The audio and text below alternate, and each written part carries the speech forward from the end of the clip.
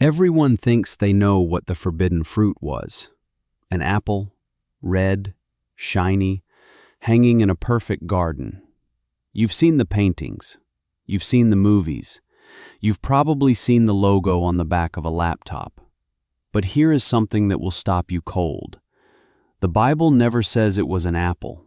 Not once. Not in Genesis. Not anywhere in the Old Testament. Not in the New Testament. The word apple does not appear in the original account of the fall at all. So where did the apple come from? And if it wasn't an apple, what was it? Was it a fig? A grape? A pomegranate? Or something that was never really a piece of fruit in the first place? Today, we are going to answer that question. And by the time we are done, you are going to see that the real mystery of the forbidden fruit runs much deeper than anyone ever told you. Let's go back to the beginning. Genesis chapter 2, verse 9. God plants a garden in Eden. In the middle of that garden, he places two trees, the tree of life and the tree of the knowledge of good and evil. That's it. That's the entire description. No species, no color, no size, just a tree, and a warning attached to it. Genesis 2:17. God says to Adam, "Of the tree of the knowledge of good and evil you shall not eat, for in the day that you eat of it, you shall surely die." Notice what God doesn't say.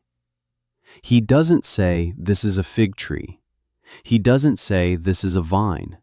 He gives the tree a name, the tree of the knowledge of good and evil. But he gives us no botanical information whatsoever. The Hebrew word used for the fruit is peri. It simply means fruit, generic, broad. It's the same word used for any fruit on any tree anywhere in the Hebrew Bible. So the original text gives us absolutely nothing to identify what kind of fruit this was, which means everything you think you know about the forbidden fruit came from somewhere else. Let's talk about where it came from. The most dominant tradition in the Western world, the apple, traces back to one man, a 4th century scholar named Jerome. Jerome was commissioned by Pope Damasus to produce a definitive Latin translation of the Bible. This translation became known as the Vulgate, and for over 1,000 years it was the Bible of Western Christianity. Every sermon, every painting, every theological commentary in medieval Europe was built on Jerome's Latin text. Here is where it gets fascinating. In Latin, the word for evil is malum. The word for apple is also malum. Same word, two meanings. So when Jerome translated the Hebrew text into Latin, the tree of the knowledge of good and evil brushed up against a word that also meant apple tree. Scholars debate exactly how intentional this was, but the effect was enormous. The connection between the forbidden fruit and the apple burrowed into the Western imagination and never left. By the medieval period, artists were painting it everywhere. Michelangelo put it in the Sistine Chapel. Lucas Cranach the Elder painted it. Albrecht Dürer carved it. The apple became so embedded in the iconography of the fall that most people today cannot imagine it any other way. John Milton sealed it permanently in 1667 when he wrote Paradise Lost, one of the most influential poems in the English language. Milton described the fruit as an apple multiple times, and because Paradise Lost shaped how educated Western readers understood Genesis for centuries, the apple became essentially canonical, even though it was never in the original text. So the apple is a tradition, a powerful one, but not a biblical one. Now let's look at what traditions actually come from within the Jewish world, where Genesis was written and first interpreted. The rabbis of the Talmudic era spent a great deal of time debating this question, and they came up with some answers that are genuinely surprising. In the Babylonian Talmud, Tractate Berachot, chapter 40a, there is a direct argument about what the forbidden fruit was, and three main opinions emerge. The first opinion is wheat. Rabbi Yehuda is recorded as saying that the tree of knowledge was a wheat stalk. Now, this sounds strange to modern ears, but there is a theological logic behind it. The rabbis saw bread, the product of wheat, as the foundational human food, the thing that separates civilization from wilderness. And there is a Jewish tradition that says a child does not fully develop moral consciousness until they eat grain. So Rabbi Yehuda's wheat theory is connecting the fruit of moral knowledge to the food most associated with human civilization and responsibility. Unusual, but not arbitrary. The second opinion in that same Talmudic passage is the grape. Rabbi Meir says the forbidden fruit was a grape, specifically that Noah's flood was connected to wine, that the vine brought destruction, and therefore the vine must be connected to the original transgression. The rabbis saw patterns across Scripture, and wine, with its power to cloud judgment and expose shame, fit the story of Eden powerfully. But the third opinion is the one that most scholars today find most compelling. Rabbi Nehemiah says it was a fig. And when you go back to the text of Genesis, the fig argument is almost impossible to dismiss. Look at Genesis chapter 3, verse 7. Adam and Eve eat the fruit. Their eyes are opened. They know they are naked. And what do they immediately do? They sew fig leaves together to cover themselves. Of all the trees in the garden, of all the plants available to them, they reach for fig leaves. If you were hiding in an orange grove, you wouldn't run to find maple leaves to cover yourself. You would grab what was right there, what was in reach, what was all around you. The rabbis who argued for the fig said this detail is not accidental. The author of Genesis is telling you something without telling you directly. The tree they ate from was right there. It was the fig tree. And in their shame, surrounded by the very leaves of the tree they had just violated, they grabbed those same leaves to cover what the fruit had exposed. There is a literary elegance to this reading that is hard to ignore. The fig also carries enormous symbolic weight in the ancient Near East. In many surrounding cultures, the fig was associated with wisdom, fertility, and the divine. In the Hebrew Bible, sitting under your own fig tree is a symbol of peace and prosperity. In the New Testament, Jesus curses a fig tree that bears no fruit. Figs appear at pivotal moments across the biblical narrative. And in Greek mythology, it is Dionysus, the god associated with excess, intoxication, and the transgression of limits, who is said to have introduced the fig to humanity. Cross-cultural echoes don't prove anything on their own, but they suggest the fig carried a weight in the ancient world that we have largely forgotten. There is another candidate that often gets overlooked, the pomegranate. In ancient Jewish and early Christian symbolism, the pomegranate was one of the most sacred fruits. It adorned the hem of the high priest's robe. It decorated the Temple of Solomon. It represented fruitfulness, knowledge, and the hidden interior life. Because the pomegranate looks plain from the outside, but contains hundreds of seeds within, some early Christian theologians and Jewish mystics connected the pomegranate to the hidden knowledge that the serpent promised Eve. The fruit that looks simple from the outside, but contains multitudes. The fruit that stains your hands when you open it, that you cannot eat without getting its juice on your fingers. The imagery is haunting once you see it, but we still haven't asked the most important question. What if the fruit was never really the point? What if we have been so focused on identifying the botanical species that we have missed what the text is actually trying to tell us? Let's slow down on the name of the tree of the knowledge of good and evil. In Hebrew, the phrase is Ha'etz da'at tov vara.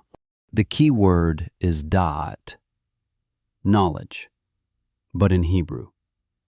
Da'at is not abstract intellectual knowledge. It is intimate, experiential knowledge. It is the same word used in Genesis 4:1 when Adam knew Eve his wife and she conceived. Da'at is the knowledge of union, of experience, of becoming one with something. So the tree is not just a tree that gives information about good and evil. It is a tree that gives the experience of good and evil from the inside. And here is what that means theologically. Before the fall, Adam and Eve existed in a state of moral simplicity, not moral ignorance, moral simplicity. They were good, and they knew they were good, the way a child who has never lied knows they are honest. They hadn't tested the boundaries of their own nature yet. They hadn't faced the full weight of moral choice. When they eat the fruit, something changes. They gain the experiential knowledge of moral complexity. They know what it is to choose against God. They know what it is to feel shame. They know what it is to hide. And this is where Christian and Jewish interpreters have wrestled for thousands of years. Was this a fall or a necessary step? Was humanity meant to remain in the garden forever in a kind of beautiful moral infancy?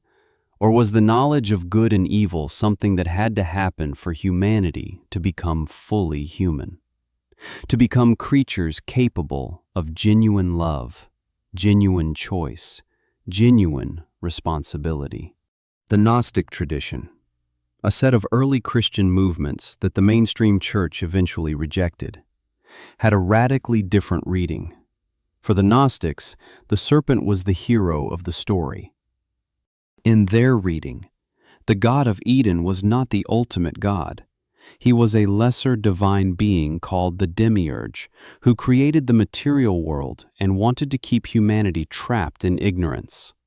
The serpent, in their view, was a messenger of the true divine, offering humanity liberation through knowledge. This reading flips the entire moral structure of Genesis. The forbidden fruit becomes the gift of enlightenment.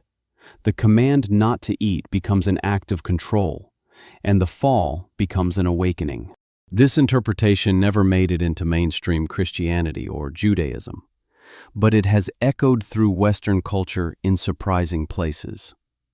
Gnostic ideas show up in romantic poetry, in certain strands of modern philosophy, and in popular culture wherever the serpent is portrayed as a liberator rather than a deceiver. Understanding this tradition helps us see how much interpretive weight this one story has carried across 2,000 years of human civilization. But let's come back to the Orthodox reading, because it contains something the Gnostic reading misses entirely.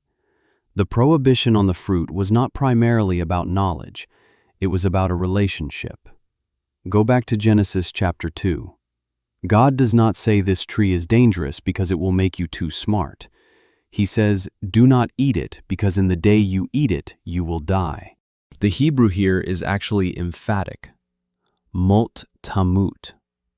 Dying, you will die. It's a phrase that conveys certainty and totality. And the question is, what kind of death Adam and Eve don't drop dead the moment they eat the fruit? They live for centuries afterward. So what dies? The relationship dies. The unbroken face-to-face, unashamed communion with God, that dies. They hide. God walks in the garden in the cool of the day and calls out, "Where are you?" That question is one of the most heartbreaking lines in all of literature. The God who knows everything, asking a question he already knows the answer to. Because the question is not geographic, it is relational. Where are you? What happened to us? The forbidden fruit was forbidden not because God was protecting some divine privilege, it was forbidden because God was protecting the relationship. And when they ate it, What was lost was not their innocence. What was lost was their nearness. So what was the forbidden fruit? Here is the honest answer. We don't know the species. The text doesn't tell us. It was probably never meant to tell us. The ancient Hebrews who first told this story were not writing a field guide to the garden. They were telling a story about the deepest question in human existence. Why is the world broken? Why do we feel separated from God? Why does goodness feel so hard and shame feel so familiar? The fruit is the symbol of that question, not the answer, the symbol. And this is why the identity of the fruit has been endlessly debated. Because the fruit is a mirror. Every tradition that looks at it sees something different. The rabbis who said wheat saw the burden of civilization and human responsibility. The rabbis who said fig saw the immediacy of shame and the irony of hiding in the leaves of the very thing that exposed you. The tradition that said grape saw the long shadow that one transgression casts, the way one choice made in a garden can send ripples through 10 generations, 100 generations, the whole of human history. And the Christians who saw an apple, or who heard an apple in the pun of the Latin, were reaching for something too. They were saying this evil, this malum, this bitter thing. It looked good. It looked desirable. It looked like wisdom. That is the nature of every temptation that has ever destroyed a human life. It doesn't announce itself as evil. It announces itself as fruit. There is one more thing worth sitting with. After Adam and Eve eat the fruit and hide, God comes to them. He confronts them. He pronounces the consequences: pain, toil, conflict, exile. These are real and they are heavy. But then Genesis 3:21 records something that almost no one talks about. God makes garments of skin for Adam and his wife and clothes them. He covers their shame with his own hands after everything, whatever the fruit was, whatever the full weight of what happened in that garden was. The story doesn't end with humanity abandoned in their nakedness. It ends with God as a tailor, clothing the people who just broke his heart. That detail is not accidental either. The New Testament writers saw in that moment a shadow of everything that was coming: the sacrifice, the covering, the restoration of what was lost. The forbidden fruit started the longest story ever told. And that story, according to the final chapters of Revelation, ends with another tree, the tree of life, standing in the middle of a new city, bearing 12 kinds of fruit, its leaves for the healing of the nations. The story that began with a tree and a choice and a hiding ends with a tree and an open gate and an invitation to come and eat freely. Whatever the fruit was, fig or grape or wheat or apple or something we have no name for, it was never the last word. The last word is come.